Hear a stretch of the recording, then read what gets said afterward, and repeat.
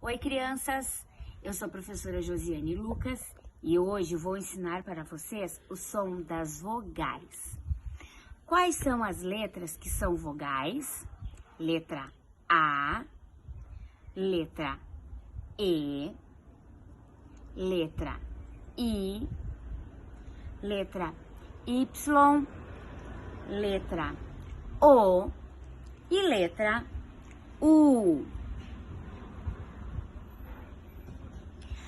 A vogal A faz dois sons, A e também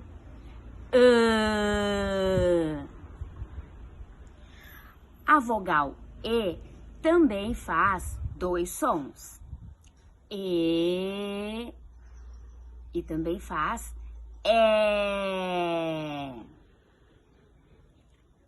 A vogal I e a vogal Y fazem o mesmo som. I. A vogal O faz dois sons.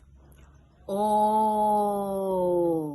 E também O. E a vogal U faz U.